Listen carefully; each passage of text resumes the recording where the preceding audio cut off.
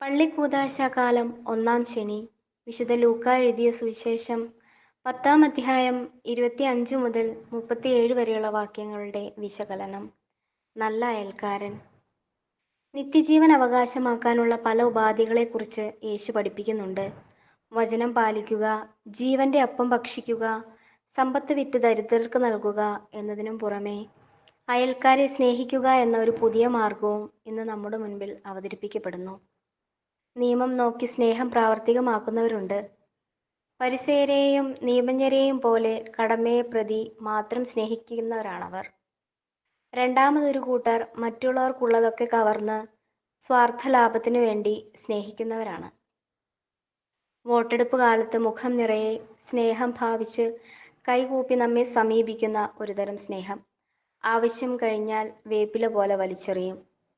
മൂന്നാമതൊരു കൂട്ടർ ഉള്ളിൽ മുഴുവൻ സ്നേഹം നിറച്ചുവെച്ച ഇന്ന് നാം കണ്ട സമരിയാക്കാരനെ പോലെയുള്ള നിസ്വാർത്ഥ സ്നേഹത്തിന്റെ ഉടമകളാണ്.